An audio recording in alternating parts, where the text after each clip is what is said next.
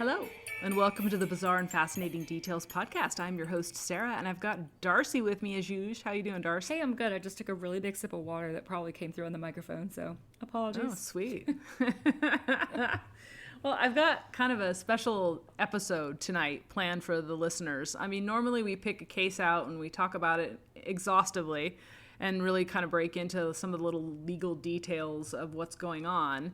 And then occasionally we'll do shorter kind of little mini episodes where we talk about stuff that's in the news. But I kind of thought tonight we should just talk about some cool articles that I found in the news. Awesome. That some of them are legal, some of them are just kind of weird. And we'll throw it out there and get Darcy's comments on some of these topics. But let me pull these up for you. I always like talking about these because getting into stuff that surprises Darcy is always fun. So did you hear the updates on the Ghislaine Maxwell? Yes. And I knew you were going to want to talk about it, and I don't like bathroom talk. So many times. I guess she wants a trial delay, and she's blaming the prosecutors on that first and foremost. Second of all, her family has launched a website to defend her, which is not surprising to me. And this is one of the latest news articles that came out about her, but they have launched a website in defense of the former British socialite and girlfriend of Jeffrey Epstein ahead of the third appeal to be freed on bail. It purportedly offers factual information about Ghislaine and argues for the 59-year-old's release before trial on charges of recruiting teenage girls for Epstein in the 90s and 2000s. So they added new charges, right, to her, sexual trafficking charges, I believe. But it's called realghislaine.com. Wow. And comes ahead of the court hearing for the 59-year-old to be freed on bail from detention facilities in Brooklyn, New York, following a third rejection by the court. So her brother says, "It's so hard for us to see her held in an American prison in solitary confinement without bail for over 260 days and counting. Boo-hoo." Well, you heard about, like, she's complaining about the conditions in the jail cell, but you heard what the prison officials have said. They said she wasn't flushing her toilet and that it was disgusting. But she claims that the toilets are notoriously backed up there anyway and that it wasn't really her fault and that she flushes the toilet appropriately when she's asked. But I guess her cell is squalid, according to her. I could see the toilets not being, like, the most efficient system at a jail, but also, like, the fact that her defense is, I flush the toilet when you ask, is not a great defense. Her trial is scheduled, I guess, for July 12th. Frequently, she did not flush the toilet after using it, which caused the cell to smell, God, say that's so officials. gross. I really don't like bathroom talk. I can't imagine. Like, really? Really? Like, what is that going to get you, not flushing the toilet? Somebody's going to come see how squalid your cell is and let you out early because you decide you don't want to flush the toilet? I don't understand what the purpose is behind that. What, I mean, is there a purpose, or is that just how she lives? You know what I mean? Like, well, because she's used to, like, people taking care of her or, like, having maids, or is that what you're thinking? Maybe. Yeah, maybe. I don't know. It's horrifying. Like, keep yourself clean, you dirty, for real, filthy animal. For real. I get it. I mean, you don't get to shower when you're in a cell, like, as much as you'd like to, but, like, not flushing the toilet seems really gross. It's so gross. I mean, I get it, like, if you pee, because it's not, no, like, I don't want to like bathroom talk. I don't want to talk about it. I don't want to talk about it. Yeah. Anyway, so there's some accusations flowing back and forth, but I think it's funny how they set up a website for her. Like, really? And I think, like, the timing of when they set up the website is after that story came out. realghislaine.com. Yeah, which is how you know that it's legit. She's a wife, a mother, a stepmother, and a real human being. No. Yeah. No. She's got a lot of charges against her. They put sex trafficking in there, and these charges go back 25 years. So there's a lot of stuff against this woman out there, and it's going to be interesting when this actually does come to trial. Mm-hmm. But I hope they don't give her bail. Do you want her to get bail? No. No. Okay. She's victimized so many young women. So girls? No, absolutely not. So the other one that I'm interested in and just kind of cracking up about is Harvey Weinstein. They say he shouldn't face trial in LA because he's lost teeth and is legally blind. Okay. So get this. They put crazy Phil Spector on trial in LA. Exactly. His lawyers say that the disgraced film producer shouldn't be extradited to LA to face sexual assault and rape charges because his health is deteriorating. It sounds a lot like Bill Cosby, right? It does sound a lot like Bill Cosby. Weinstein's lawyers say the 69-year-old has lost at least 4 teeth, is nearly legally blind, and has a myriad of other health issues that should keep him in prison in upstate New York, where he's serving 23 years on convictions of third-degree rape and forcible sexual assault of 2 women. The claims were made in video conference hearings on Monday in objection to paperwork submitted seeking his extradition. So they're trying to pull him back into LA, where he would face more charges, right? But he's basically going blind and losing teeth and experiencing cardiac issues, back issues, and sleep apnea. So the judge will hear the objections in a hearing on April 30th. Earlier this month, his lawyers filed an appeal on his rape convictions in New York and called for a new trial. So... really? Is that a legal defense? Yeah, it sounds like those are like form objections that like they just have to raise so they can prove they're defending their client. But like that's not How is that an excuse to they're stand basically trial? just saying he's not healthy enough to go face the charges against them, which is not a valid And I'm reason. sure he's playing it up in every possible way too. Yeah. Like, oh, I'm so sick, I can't possibly leave my cell to go to a trial or a hearing. Even though it's all on video conferencing now. Anyway. I know, yeah, just do it just do the video conference anyway. So I'm curious if he thinks the treatment or the accommodations in LA would be a lot worse than the accommodations in New York, and that's why he's fighting extradition. Oh, I don't know, maybe. Maybe he's got a posh, kind of a cushy sort of a situation in New York, and is or maybe like, his attorneys have told him, like, this is the jail you'll probably be held at, so, like, we want to go ahead and fight this, because we know that this is worse than, like, what you're currently in or something. I don't know. But I've lost teeth, so I can't go to trial. Like, that doesn't make any sense. That's not, that's not a good one. No. Okay, next case. Here's an interesting one that I was just kind of baffled by. Did you hear about this one? 911 dispatcher in Louisiana arrested after authorities say she refused to return $1.2 million that was accidentally deposited into her account. No. She worked for more than 4 years as a sheriff's dispatcher in Louisiana. She was fired and arrested after authorities say she refused to return more than $1.2 million that was accidentally deposited into her account. So evidently this woman, Kaylin Spandoni of Harvey, Louisiana, was arrested Wednesday and charged with theft valued over $25,000, bank fraud, and illegal transmission of monetary funds over accusations that she repeatedly evaded requests to return funds inadvertently transferred to her in February. So basically, get this, she has a Charles Schwab account, right? Mm-hmm. And I guess what happened was, hang on. So they accidentally transferred this $1.2 million because of an issue created by software enhancement. They said that the terms of service required customers to return any money inadvertently transferred to them. They attempted to get this money back the following day, but were told the funds were no longer in the Fidelity account because Spandoni had moved them to another account. So the sheriffs told NOLA.com that Spandoni received funds, transferred mistakenly by Charles Schwab because of an accounting error. But it's not her money, so she has no legal claim to it. But she immediately transferred that money out of her account. She bought a house and a car and all kinds of other stuff. And they said that they have been able to retrieve about 75% of the funds, but she basically stopped returning their calls and was like, I'm keeping this. It's mine. Yeah, she opened this account in January. I guess they were supposed to transfer $82.56 into a Fidelity account, and they accidentally transferred $1.2 million. That's a big F up.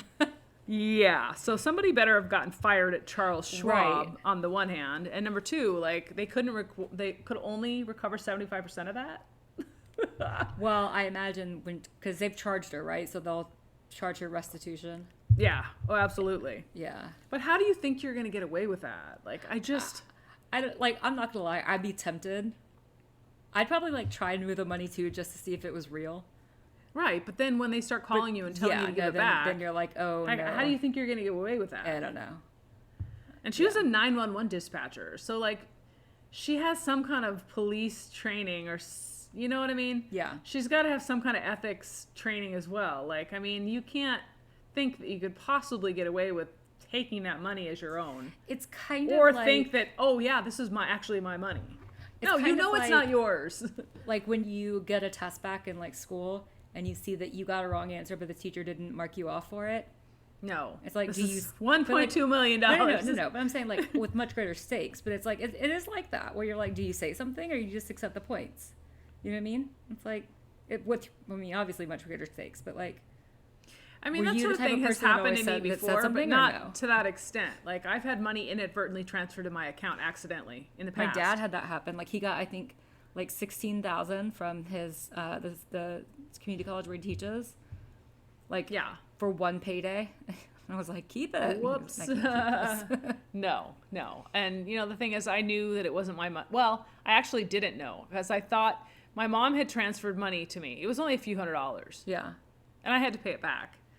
And I was okay with that. But I thought my mom had transferred it to me, so I spent it. Yeah. Because I had asked her recently for money for groceries, and all of a sudden $200 shows up in my account. Right. And I'm like, oh, hey, mom transferred money to me. So I spent it. And that was back before they had online mobile banking where you could just check, you know, where it was coming from and things like that. You just check, you'd use your little debit card and pull the balance and, oh, look, I have $200 in my account. Mom must have transferred the money to me. Right. But it wasn't, and I had to pay it back. And I was okay with that because I was like, oh, my bad. Right. I had to pay a fee for it was really an innocent, yeah. Yeah. But $1.2 million. Hard to accidentally keep that. Yeah. Or spend it. I don't care how desperate you are with the COVID economy. $1.2 million transferred accidentally that ain't yours should not be kept. That'd be wild. Like you just check your bank. Like I don't check my bank account very regularly. Yeah. Anyway.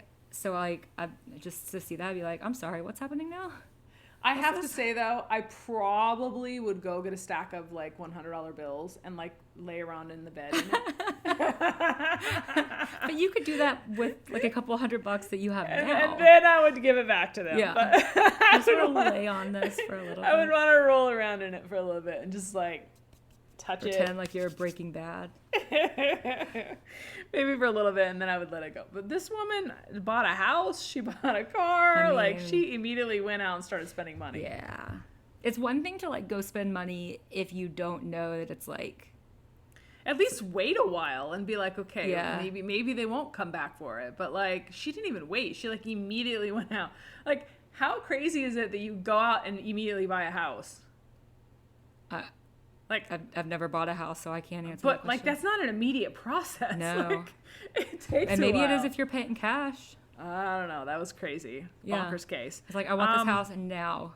Yeah. Here's another interesting one that I saw that I was just like, what in the actual...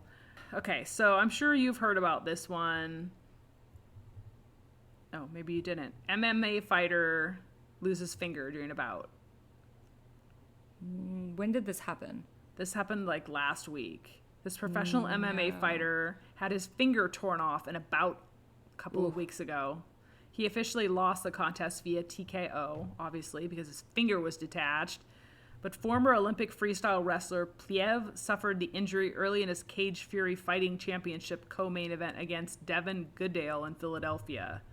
The fight aired live on UFC's Fight Pass streaming platform and was stopped in the second round after the referee realized his left ring finger had detached from his hand.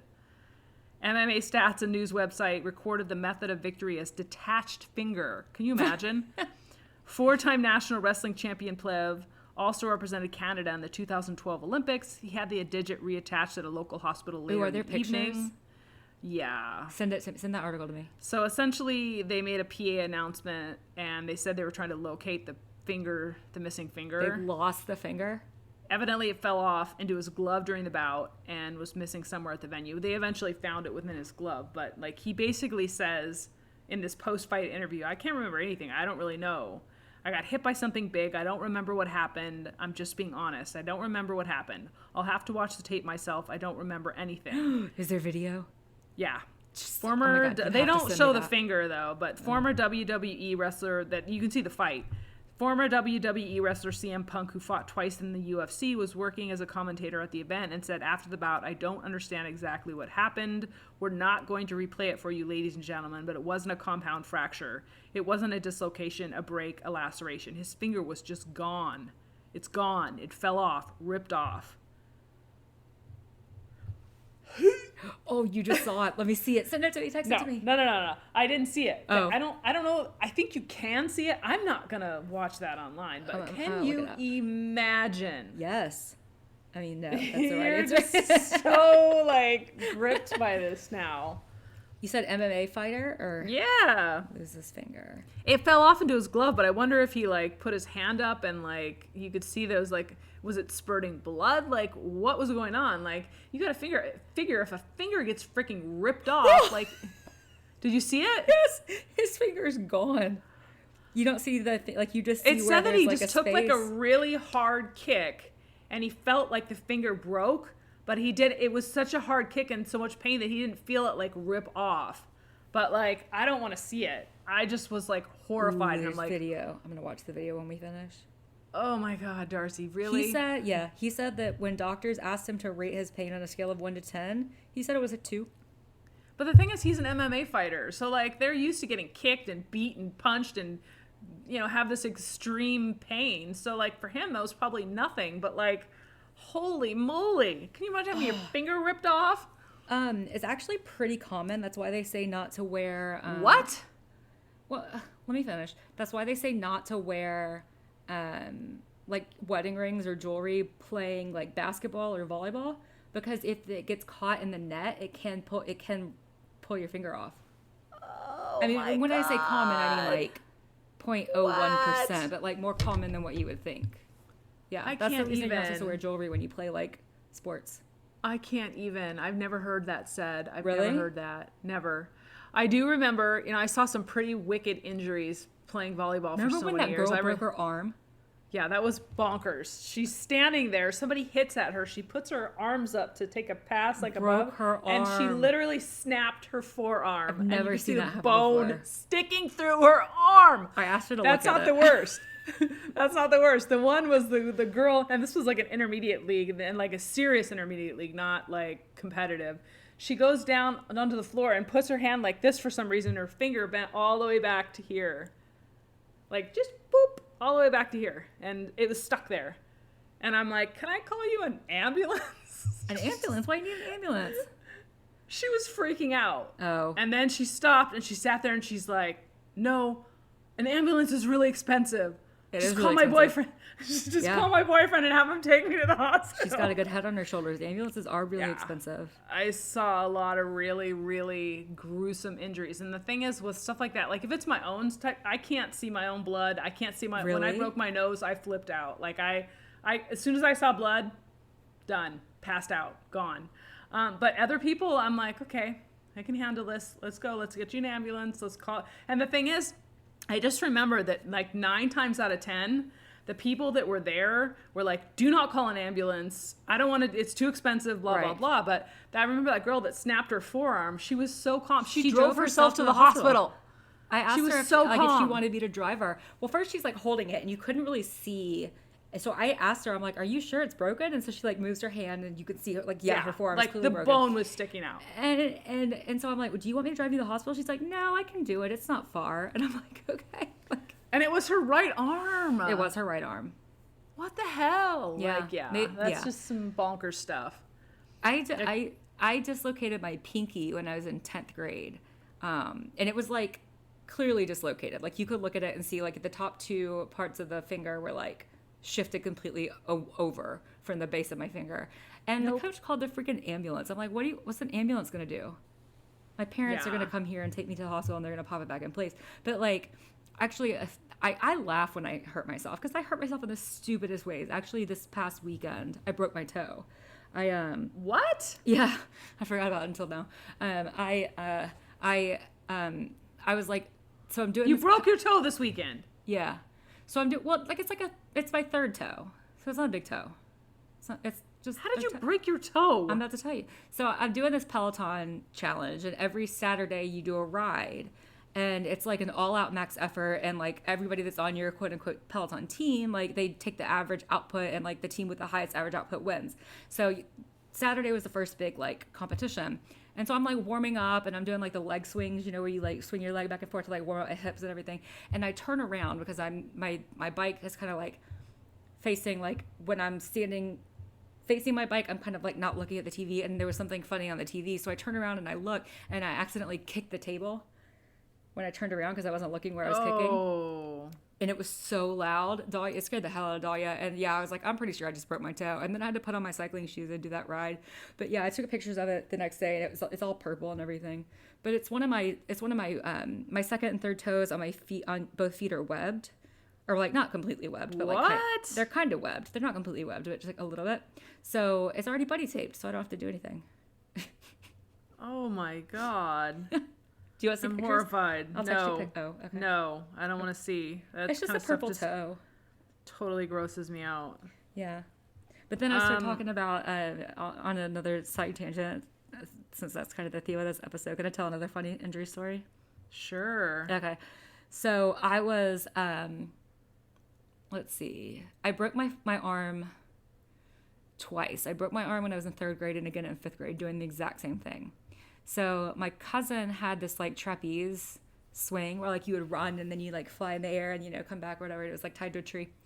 Well, my sister, she was like, when you get to the highest point, drop down and see if you can land. So I did it. Oh. And I'm 8, so I fell, arms out, and broke my arm. 2 years later, I did the same exact thing, but I told everybody I fell instead of jumped. But I jumped. I definitely jumped. Oh, no. I like wanted to prove I could do it. I couldn't. I don't know why I was thinking that. I was just 10. It's just crazy. But I had to prove I could do it. So I can't handle that. Like up until like maybe 5 years ago, I told everybody I still fell. Yeah. But no, I definitely did it on purpose. Pass on that. I would never do something like that. I'm just terrified of being injured, and when I do get injured, I freak out. Like I would pass out. I'll panic and pass out. Like I can't handle it. I'm always injured. Like I'm always doing something stupid. Yeah, no. Hard pass. That's my fun injury story. I have more, but for the next time. article. Yeah. So I guess Texas's longest serving death row inmate had his sentence tossed just here last week. An appeals court has overturned the sentence of Texas's longest-serving death row inmate, whose attorneys say he has languished in prison for more than 45 years because he's too mentally ill to be executed. Oh, wow. So this guy's name is Raymond Riles, and his death sentence can no longer stand because the 70-year-old inmate's history of mental illness was not properly considered by jurors. The Texas Court of Criminal Appeal said Wednesday. The decision means that his case will be sent back to Houston courtroom for resentencing. He was sent to death row in 1976 for fatally shooting John Thomas Henry in 1974 at a Houston car lot following a disagreement over a vehicle. A co-defendant was also sentenced to death, but his sentence was overturned, and he later pled guilty to 2 related charges and was sentenced to 50 to 25 years in prison. When Riles was tried, state law did not expect jurors to consider mitigating evidence like mental illness when deciding whether someone should be sentenced to death. Isn't that horrifying? That is horrifying, especially because he was on death row for so long that the law actually changed and how many people were and he still was there. But the U.S. Supreme Court ruled in 1989 that Texas jury instructions were unconstitutional because they didn't allow consideration of intellectual disability or mental illness or other issues as mitigating evidence in the punishment phase of a capital murder trial. His case remained in limbo as lower courts failed to enforce the Superior Court's decision until at least 2007, which, to your point, meant probably a lot of people went to the death chamber without that being accounted for. But this gave Riles a realistic chance to prevail on the legal issue, but it wasn't until recently that he had contact with attorneys who were willing to assist him. So I'm sure that there are a lot of inmates on there that don't have these charitable institutions that are willing to stay, and they can't afford to buy attorneys or pay for attorneys. Right, because that's not you don't get that privilege anymore or that right after you've been unless convicted. Somebody like the Innocence Project picks up your case, you're on your own. Yeah. But inmates like Riles are housed on death row because their judgment is a sentence of death, but it can't be carried out because they're too mentally ill. In Texas, that means that people are left to languish in the death row unit, where the conditions are basically solitary confinement. While prosecutors argued at his trial that he was not mentally ill, several psychiatrists and psychologists testified for the defense, saying that he was psychotic and suffered from schizophrenia, which I can believe. Yeah. If you just look at pictures of him, he looks mentally ill. But his brother testified that his mind was not normal like other people. He is not thinking like other people. All parties now agree that he is mentally ill. The state of Texas has treated him as such for the last 45 years that he's been on death row. God. The Harris County District Attorney did not challenge the effort to overturn the death sentence. We are glad Texas's highest criminal court agreed with prosecutors and defense lawyers that jurors must be able to consider a defendant's mental health history before deciding punishment. They also declined to comment on whether prosecutors will again pursue a death sentence in his case, but it is going back for resentencing. This would be a very, very difficult case for Harris County to pursue further because Mr. Riles is so mentally ill that it's unlikely he will be found competent to stand trial. If he were to be resentenced to life in prison, he will likely be eligible for release, but any final decision would be made by the Texas Board of Pardons and Paroles. While the Supreme Court has prohibited the death penalty for individuals who are intellectually disabled, it has not barred such punishment for those with serious mental illness. In 2019, the Texas legislature considered a bill that would have prohibited the death penalty for someone with severe mental illness. That legislation did not pass. The state, which during most years executes more inmates than any other state, has not had an execution since July 2020. This is sad and horrifying to me. Yeah. That someone with severe mental illness could be put to death without that considered in the least. Yes. It's equally horrifying that somebody was on death row for 45 years. I mean, but what do you do with them? You know? Do you put them in a mental hospital? Like, what happens to these people? I get that we have to find a way to deal with these people, but like, it's just, I think back in that point in our history in this country, we didn't have any plans, any contingencies to deal with people with mental illness, and they were all just either put to death or thrown away in jail, and you lock them up, throw away the key. That's still happening. Yeah, we still treat jail as a rehabilitation form of mental health treatment, and it's terrifying because without proper medication and counseling, and I'm not saying these people should be free. I'm not saying they should be found innocent. I'm not saying they should be walking the streets. But number one, we need to fix the mental health system in this country so that these people don't end up killing people, first of all. Catch it earlier so that we can medicate and counsel and treat with therapy rather than allowing these people to get to the point where they have frustration that's been so bottled up that they have to kill somebody. Now, am I saying that these people are innocent and they shouldn't be held responsible for crimes? No, I'm not saying that at all. But the way we deal with mental health in this country is extremely scary and sad because we don't understand it and we stigmatize it, and people don't want to seek treatment because they're stigmatized for seeking treatment. Right. And just look at Britney Spears and some of these other young men and women who are, even maybe Kanye West with bipolar disorder. Look at how people make fun of them and talk badly about them for being honest about their mental health issues. It's horrifying that they should be looked down upon for that. That's not their fault. They have no control over that, and they shouldn't be stigmatized for it. It's sad. Yeah, it is. And the truth is, the other thing that we do is we assume people that have severe mental illness are more likely to be violent when really they're more likely to be the victims of violent crime.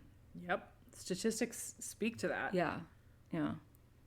In many, many ways. So I'm glad that this guy finally is going to get the opportunity. I mean, I don't think he's going to walk free. Right. He killed somebody. But on the other hand, like, I don't know either that he is cognizant or has any kind of mental awareness to even know whether he's in prison or out anyway at this point. Or, is he competent enough to participate in his own defense? No. They said he's so severely mentally ill at this point that he doesn't even know what's going on. Right. So I can't see them really doing anything but putting him perhaps into a mental hospital. Right. But it makes me at the same time wonder how many prisoners are in our prison systems right now. What's the proportion of the prison population that is dealing with severe mental illness or mental illness just in general? Yeah, I know that that population is suffering from that. I know there's statistics out there. I don't know what they are, but I know it is high. I know it's very high.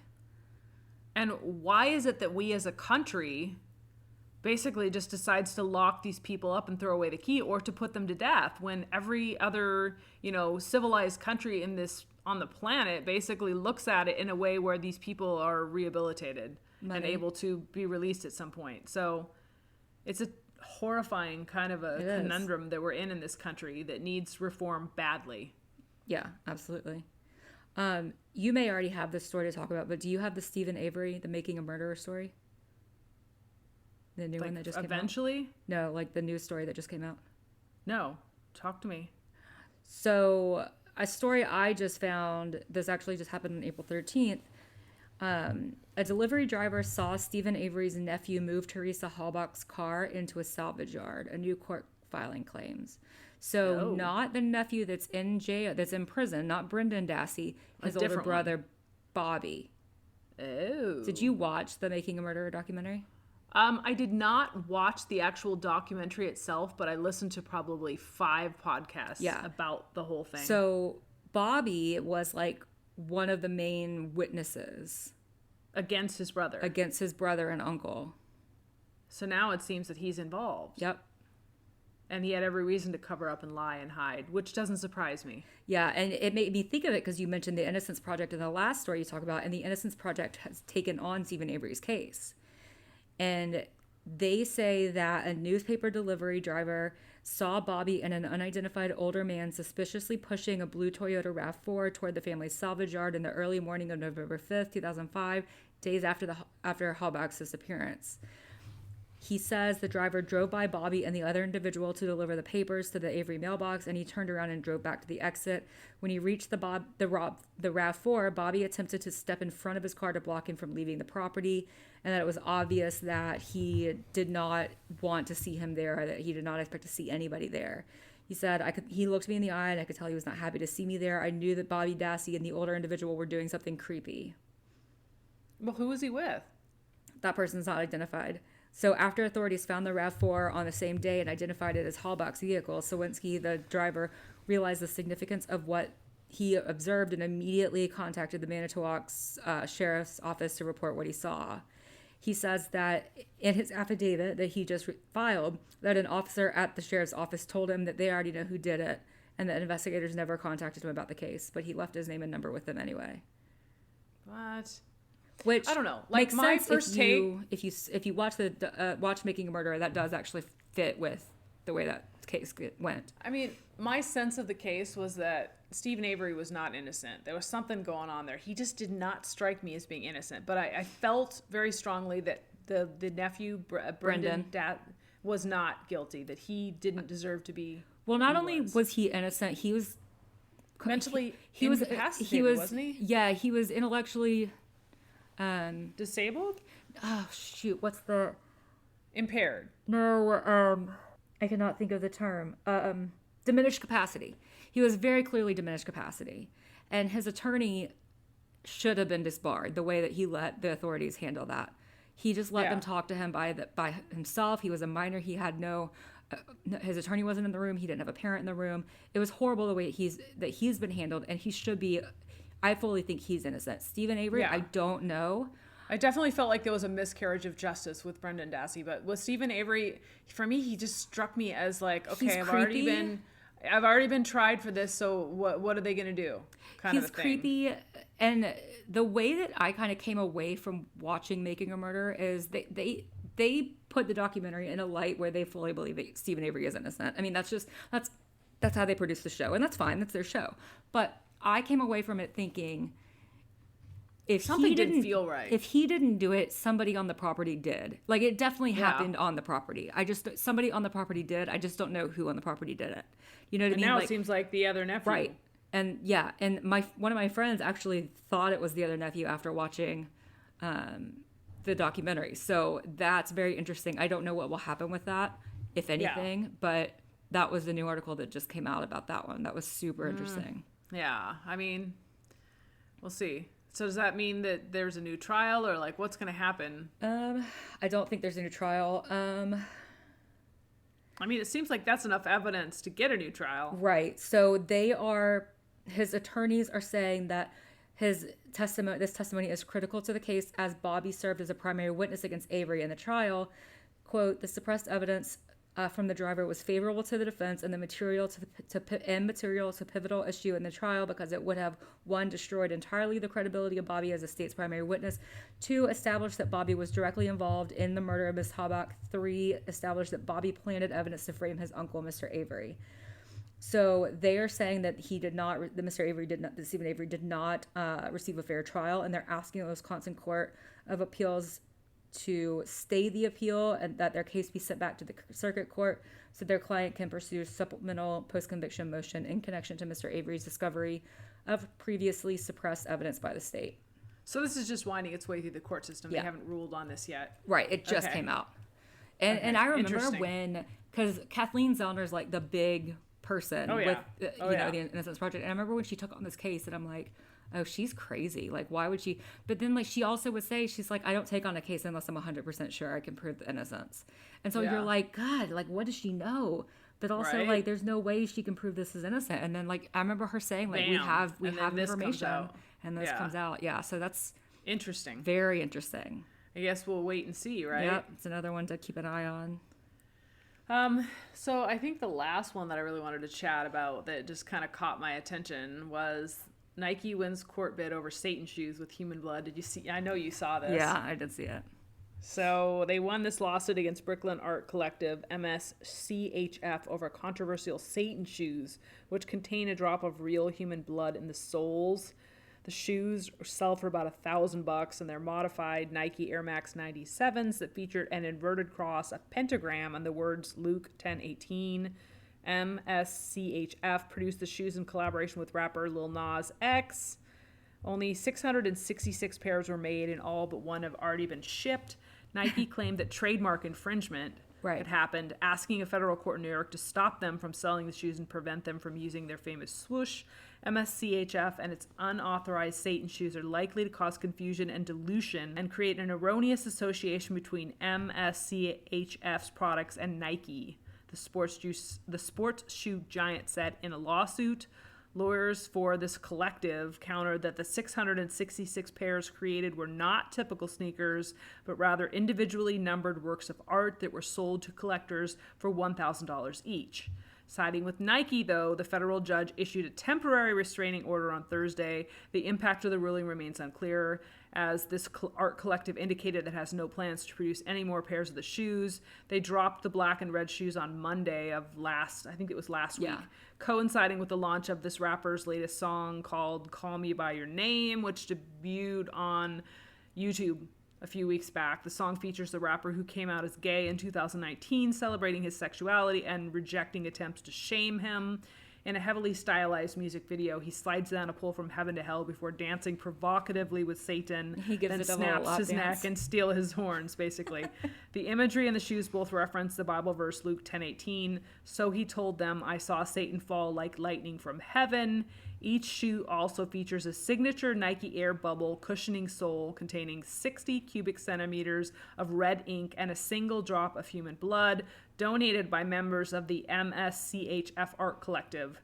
In its filings with the U.S. District Court for the Eastern District of New York, Nike said it did not approve or authorize of the customized Satan shoes. There's already evidence of significant confusion and dilution occurring in the marketplace, including calls to boycott Nike in response to the launch of these Satan shoes, based on the mistaken belief that Nike has authorized or approved the product. The lawsuit cited a tweet by popular shoe influencer @Saint from last Friday, which teased the upcoming release of the shoes and drummed up publicity over the weekend on social media. This is just crazy. The whole thing is so stupid, and the outrage, the faux outrage, is the Christianity versus the devil part. I understand Nike has a concern because apparently that collective, all they do is like buy designer products and then resell them. Yeah. So, like, I understand that, and I get the trademark issue, and that's totally fair. But the real outrage over the situation was that it was, like, celebrating the devil, and, like, oh, my God, he gives the devil a lap dance, and this is a gay man, and it's, like, it's just, it's stupid. It's, it's contrived outrage. I think the thing is, if you're going to come up with a product and you're going to use it as a marketing tool for your music video or whatever, come up with your own damn shoes. Don't take somebody else's brand. 100%.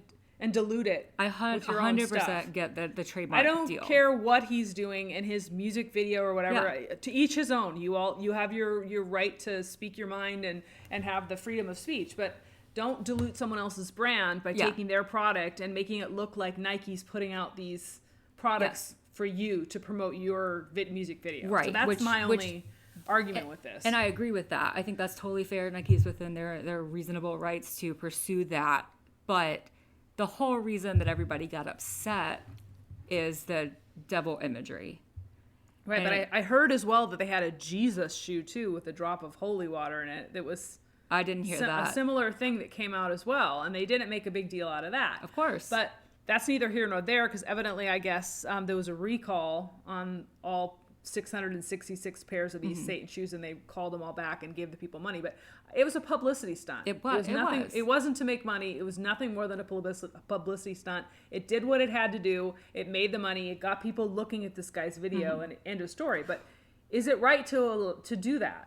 Well, no, it's not right to do that. It's not right to take somebody else's product and remarket it as your own thing. But it also had a Streisand effect, right? Where everybody got outraged about the shoes, and everybody's been like, what's the deal with these guys, the shoes and this guy? And they look him up and they see the video. I mean, the outrage also created more publicity for the thing itself. Yeah. And the thing about the blood is creepy. Like, it's not just the notion that it's just blood. Like, I'm not weirded out by blood, but that it's somebody else's blood in my shoe. I don't want that. A drop of blood. If it were my blood, I'd wear my own blood in my shoe, if that were like a thing. I don't really want to do that, but like if I were to do that, I would need it to be my blood. I wouldn't want it to be somebody else's like DNA in my shoe. That's gross. Yeah, I don't know. But again, the whole thing's stupid. They won the battle, but it's interesting to me not because from Nike's part. The whole devil thing is stupid. Yeah. But I worked in intellectual property for a number of years, particularly in patent and trademark infringement cases. And this is a trademark infringement case. It's cut and dry. It's simple. It's trademark infringement. People trademark marks, slogans, business names, etc. They file for protection. They spend money to protect those marks. Right. And the Trademark and Patent Office offers a protection when you file that paperwork to protect your marks. Yeah. This is law. This is basics, people. You can't really go out know- and take somebody else's mark and use it for your own purposes. Yeah, I don't really know why he thought or why the collective thought that like they were going to get away with it. Or maybe they didn't think they were going to get away with it. Maybe they knew that this was how it's going to go the whole time. I don't know. Well, they weren't doing it for money. So for me, like, if you get yourself with a big name like Nike, who you know is immediately going to file a lawsuit to either have the products recalled or an injunction to prevent you from using this, you're going to get publicity. Right. People are immediately going to pick that up. So maybe that was the original, like... And I'm pretty sure that was plan, what it was. It was a publicity stunt. Yeah. How do you prevent that? I mean, I don't know. I don't know how you prevent that, but it just America doesn't is seem litigious, fair man. that you should have to go out and spend thousands of dollars to prevent somebody from using your marks on their stupid crap. I'm not going to lie to you. I agree with the trademark issue. I'm having a hard time feeling any kind of sympathy for Nike's corporate lawyer situation. I don't think they've spent anywhere near 0.1% of their value on this case. Well, which I know think is there are not also the point, people but also who don't like Nike because they say that Nike, has child labor issues and buys products from Vietnam. Yeah, but children make that's and a whole so that's forth, a whole different thing.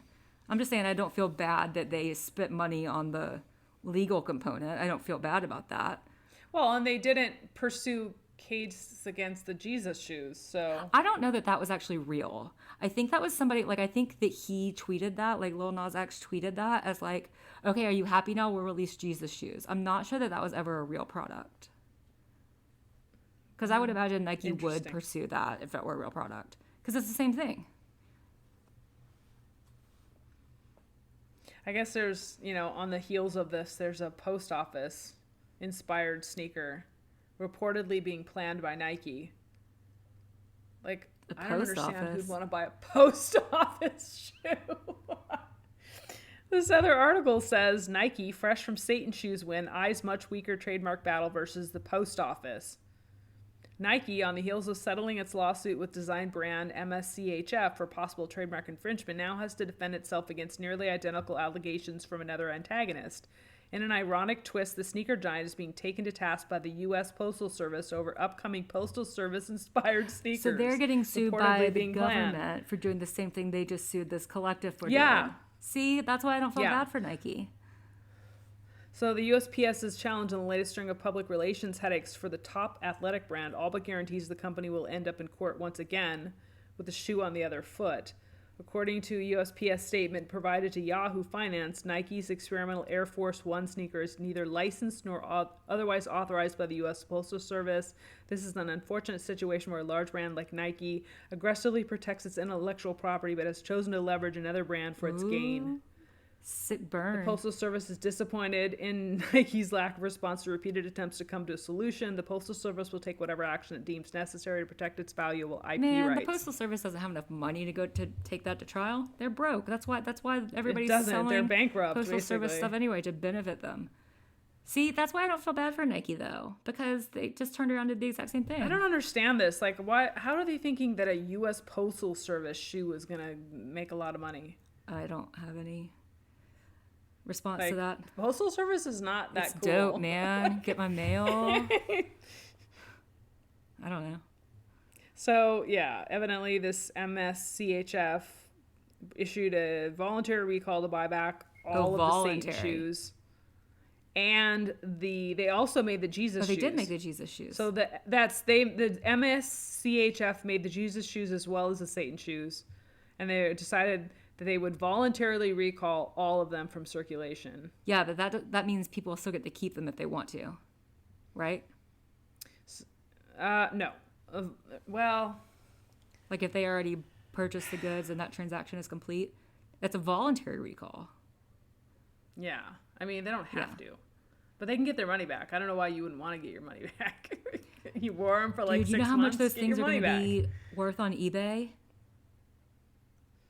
A lot Yeah, of money. way more than what they paid. So it's interesting. In the last few months alone, Nike has grappled with a reselling scandal involving a former company VP, former Democratic presidential nominee Bernie Sanders, calling out the brand for paying $0 in federal taxes for 3 years, and the company drawing the ire of Chinese state media for criticizing Beijing for human rights abuses. That's pretty rich. Interesting. Yeah. And it says, if you paid $120 for a pair of Nike Air Force One shoes, you paid more to Nike than it paid in federal income taxes over the past 3 years. Well, it made $4.1 billion in profits, and Nike's founder Phil Knight became over $23 billion richer. Yes, we must tax the rich. That's Bernie Sanders. That's classic Bernie right there. Love Bernie. It's certainly a tough period from a PR point of view, but none of the issues here have much play in social media, says the industry advisors. See, that's because the outrage was just about the devil thing. It wasn't actually about any of that. Nike keeps getting caught with its hand in the cookie jar, but no investors really, they don't give a F. On Thursday, the stock traded around $134 a share, just shy of the 52-week high it reached in January. They keep trucking along. Nobody ever wins against them. They seem to win everything. So it hasn't impacted them negatively. That's why I say I don't feel whatsoever. bad for them. I don't feel bad for their lawyers. So it just gave them a lot of added publicity. Yeah. And it got the art collective what they wanted to. It got them to stream that. It got thousands of people to stream that video for Lil Nas X. That's a rare case where everybody wins. But it's interesting. But, I think I would be madder if it was a smaller company that they had taken the... Oh, yeah, for sure. Like a mom and pop. But I don't think he would have done it with a mom and pop. No? Not Lil Nas X. I don't think so. Do you know who he is as an artist? Yeah. Yeah, he's the one who did that stupid cowboy rap song last year or 2 years ago. But I don't really pay attention to current music. Old Town Road. It's like a country rap song. A country rap song. It's a country rap song. It was so popular. It's fine. I mean, but he became a big deal. A, because that song was everywhere, and B, because he's a black guy that came out, and that's very rare. Yeah. Well, especially a rapper. So, like rappers are known for being really like anti-gay, like homophobic and that sort of thing. Yeah. So I don't know the guy. I don't know that much about him, but from what I've the information I've consumed about him just from being like on Twitter or whatever, I would be surprised if he did it to like a small mom and pop shoe store. But that's me. That's my guess. I don't know. But it's just like it seems like that kid was all over the news, and I just had to talk about it to. Really, the only reason it was all over the news because Because it really is a legal issue. It's a trademark infringement issue. It absolutely is, and they are correct in that. But the only reason it was all over the news is because of the double thing. Yeah. Well, I mean, that's it. Because there's your Fox News grandma's hundreds of infringement lawsuits that Nike handles every year. But the thing you don't is, hear about. It's interesting because they are doing it to other people. Like, right. It doesn't make any sense for them to get this publicity and make money off it when they're turning around and doing the same thing to companies like the U.S. Postal Service that really need that money on their own. They need to be paid some sort of royalties on that. And maybe it would help the Postal Service get out of debt if Nike paid them a royalty for using their logos. I don't know. I feel like we should just probably tax corporations more than we do. And that would help Probably. pay for these government services. No, we should. How does Nike get away with not paying any taxes? Same thing with Amazon. I don't understand that. That doesn't make any sense to me. Stay tuned for corporate tax hour with Darcy and Sarah. But it's funny that Bernie called about God bless Bernie. Oh yeah. I'm sorry. I'm not a huge Bernie fan normally, but after the mittens thing with the seat and the inauguration, he's literally I literally want him to come sit in my living room and just do that. God bless Bernie. Right? Just come sit in his little mittens and he just took it was so casual and it was just so it was like another errand he had to do that day, was just go to the inauguration. Right? And it just the mittens. I want some mittens like that, first of all. Second of all, didn't he have earmuffs or something on too? He was so chill. I think he did. You can see where you are now, you could have mittens and earmuffs. And he just had a manila envelope or something too, right? And just yeah. Da-da-da, do-do-do. Marking things off my honey-do list. Bless Bernie and his little heart. Yep. Yeah, he's an interesting little character. But anyway. Grandpa Bernie. Interesting topics for the day. I just occasionally will come across things, and I know I want to talk about them on the show and bring them to your attention because I know you'd be riveted. Yes, and we have reached my limit on knowledge about corporations and tax things, so if you have anything else to say about that, I will just have to listen. And I'll probably get a blank stare on my face because I always tune out when it comes to stuff like that. Yeah. I just can't help it. Yeah. But I'm going to school you a little bit because... Are you? No. I'm so not going to do that. Because also, again, like I said, I'm just going to get a blank stare on my face. I just can't help but hit stuff like that because I did blogging for years where I wrote for IP lawyers. Right. About infringement lawsuits and patent and trademark infringement lawsuits where we got quite a bit of coverage. We got coverage from CNN, MSNBC. We talked about athletes and things like that. I think the one that I wrote that got picked up by either CNN or MSNBC was the one that I wrote about who's the guy with the monobrow?